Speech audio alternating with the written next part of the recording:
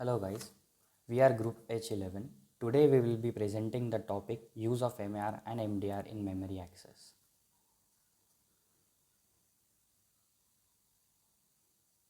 So what are registers? Computer registers are high-speed memory storing units. It is an element of the computer processor. It can carry any type of information including a bit sequence or single data. A register should be 32 bits in length for a 32-bit instruction computer. Registers can be numbered relies upon the processor design and language rules. The instructions in a computer are saved in memory locations and implemented one after another at a time. The function of the control unit is to fetch the instruction from the memory and implement it. The control does the similar for all the instructions in the memory in sequential order. A counter is needed to maintain a path of the next instruction to be implemented and evaluate its address. The memory addresses are saved in multiple registers. This requirement certainly state the use for registers in a computer. The next point is MAR, which stands for Memory Address Register.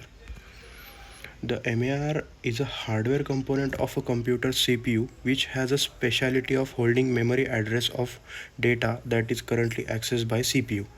The MAR is responsible for directing memory access operations like reading operation and writing operation for the correct location of the memory.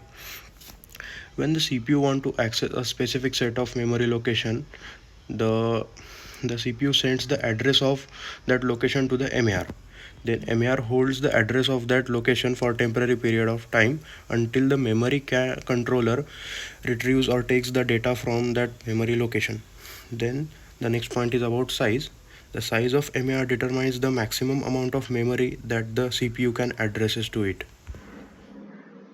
I will explain what is MDR. MDR stands for Memory Data Register, which is a hardware component of a computer CPU. The MDR is a small fast storage area within the CPU that is used to temporarily hold data that is being transferred to or from the main memory of the computer. Specifically, when the CPU wants to read data from memory, it sends a memory address to the memory controller, which retrieves the data and stores it in the MDR. The CPU can then access the data from the MDR, perform any necessary calculations or operations on it, and then write it back to memory if needed. Likewise, when the CPU wants to write data to memory, it stores the data in the MDR and then sends the memory address to the memory controller. The memory controller then writes the data from the MDR to the specified memory location. Overall, the MDR plays a crucial role in enabling efficient and fast data transfer between the CPU and memory, which is essential for the proper functioning of a computer. So hello everyone, I am Anup. So let's see read and write operation in a memory. In computer system, the read and write operations in a memory refer to the actions of reading data from or writing data to a specific location in the memory. A read operation is an action of retrieving data from a specific memory location which is identified by addresses. On the other hand, a write operation is an action of storing data to a specific memory location. Both read and write operations are essential to the functioning of computer system. So basically the read and write operations in a memory are fundamental to the functioning of computer system, and they serve various purposes like data retrieval, data storage, program execution, and communication between the devices. So in data retrieval, read operations allow the processor to fetch data from memory that is required for processing. This data may include instructions, variables, constants, or any other type of information that is needed by the required program. So in program execution, the instructions stored in a memory are read and executed sequentially by the processor. The read operations retrieves the next instruction by the executed enabling for the processor to carry the desired operation. Communication system requires the read and write operation are also involved in data transfer. This data can be read from various devices into memory for processing or written from memory to devices for the output storages. So this is the actual diagram of read and write operation in a memory, in which it consists of two cycles, namely cycle 1 and cycle 2. The next point is memory read operation using MAR and MDR. The process of memory read operation using MAR and MDR involves following steps. Firstly, the CPU sends the memory address of the data to be read to MAR. The MAR holds the memory address temporarily while the memory controller accesses the memory location. Then the memory controller retrieves the data from specified memory location and stores it in MDR. MDR holds the data temporarily and the CPU reads the data from MDR and performs operations on the data as needed. The CPU may repeat the process to read additional data from memory. Let us take an example. The instruction is move R1, R2. Firstly, memory address of R1 where data is stored is sent to MAR.